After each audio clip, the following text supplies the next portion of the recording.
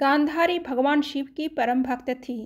शिव की तपस्या करके गांधारी ने भगवान शिव से यह वरदान पाया था कि वह जिस किसी को भी अपने नेत्रों की पट्टी खोलकर नग्नावस्था में देखेगी उसका शरीर वज्र का हो जाएगा। भीम से युद्ध से पहले ऐसे में गांधारी ने अपनी आंखों की पट्टी खोलकर दुर्योधन के शरीर को वज्र का करना चाहा। घटना इस प्रकार है कि गांधारी दुर्योधन से कहती है कि मैं तुम्हें विजयश्री का आशीर्वाद तो नहीं दूंगी, किंतु यह शिव भक्तिनी एक कवच पहना सकती है। हे पुत्र, गंगा जाकर स्नान कराओ और वहाँ से सीधे मेरे पास आओ, किंतु ऐसे ही जैसे तुम जन्म के समय थे। तब दुर्योधन कहता है, नग्न माताश्री। गांधारी कहती है, माँ के समक्ष कैसी लज्जा, जाओ स्नान करो, निर्वस्त्र आओ। दुर्योधन कहता है, जो आज्ञा माताश्री। दुर्योधन के जाने के बाद श्री कृष्ण गांधारी के कक्ष में जाते हैं। गांधारी कहती है कि आओ देवकी नंदन, ये तो तुम्हें याद ही होगा कि 17 साल पहले मैं 100 पुत्रों की माता थी और अब केवल एक ही पुत्र की माँ हूँ। श्री कृष्ण हाथ जोड़कर कहते हैं कि हाँ माते, इन शब्दों में एक ऐसा शब्द भी है जिन्हें आप पहचान कर भी नहीं पहचानती है, और वह शब्द है ज्येष्ठ कौन्तेय का। तब गांधारी कहती है, क्या युधिष्ठिर का? तब श्री कृष्ण कहते हैं, नहीं माता, राधे ही था, ज्येष्ठ कौन्तेय। यह सुनकर गांधारी दंग रह जाती है। श्री कृष्ण कहते हैं, इसलिए ये मत सोचिए माता कि आपके पुत्रों की ओर से मेरी बुआ का कोई पुत्र युद्ध नहीं कर रहा था। यह राज बताकर श्री कृष्ण शिविर से बाहर निकलकर जाने लगते हैं। तब रास्ते में दुर्योधन नग्न अवस्था में अपनी माता के शिविर में जाता हुआ श्री कृष्ण को दिखाई देता है। श्री कृष्ण हंसते हुए कहते हैं, युवराज दुर्योधन, आप और इस अवस्था में तुम अपने वस्त्र कहाँ भूल आए, और तुम्हारा मुंह तो माता गांधारी के शिविर की ओर है। यह सुनकर दुर्योधन शक जाता है। तब श्री कृष्ण कहते हैं, क्या तुम अपनी माता के पास इस दशा में जा रहे हो? तब दुर्योधन कहता है कि माता श्री का यही आदेश था।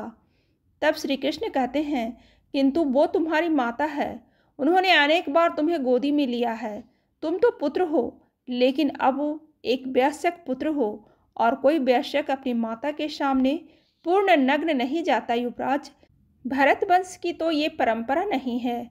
फिर श्री कृष्ण हंसते हुए कहते हैं, किंतु तुमने तो भरतवंश की परंपरा का पालन करना ही छोड़ दिया। जाओ जाओ, माता को प्रतीक्षा नहीं करवाना चाहिए, जाओ। यह कहते हुए श्री कृष्ण हंसते हुए वहाँ से चले जाते हैं। तब दुर्योधन सोच में पड़ जाता है और फिर वह अपने कमर के नीचे के हिस्से को केले के पत्ते से लपेटकर माता गांधारी के समक्ष उपस्थित हो जाता है और कहता है कि मैं स्नान करके आ गया माताश्री। जब गांधारी कहती है कि मैं क्षण भर के लिए अपनी आंखों पर बंधी ये पट्टी खोलने जा रही हूँ, मैंने तुम्हारे भाइयों को तो नहीं देखा, मैं तुम्हें आज देखूंगी। ऐसा कहकर गांधारी अपनी आंखों की पट्टी खोलकर दुर्योधन को देखती है तो उसकी आंखों से प्रकाश निकलकर दुर्योधन के शरीर पर गिरता है। बाद में गांधारी देखती है कि ये क्या, दुर्योधन ने तो अपने कमर को केले के पत्ते से छुपा रखा है। तब वो कहती है, ये तुमने क्या किया पुत्र? तब दुर्योधन कहता है कि मैं आपके सामने नग्न कैसे आता माताश्री।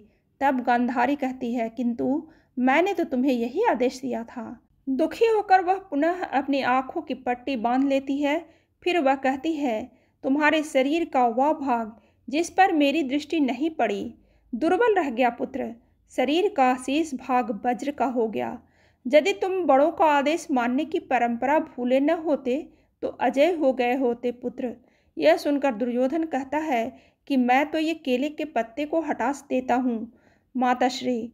तब गांधारी कहती है कि मैं कोई मायावी नहीं हूँ, मैंने उस एक दृष्टि में अपनी भक्ति, अपना सतीत्व और अपनी ममता की सारी शक्ति मिला दी थी पुत्र।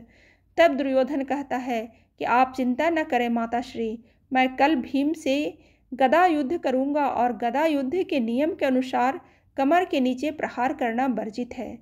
कल मैं उसको इतनी मारूंगा कि वह घबरा कर वीरगति को प्राप्त हो जाएगा। फिर चाहे इस युद्ध का अंत कुछ भी हो, अंत में भीम दुर्योधन की जंघा उखाड़कर उसका वध कर देता है।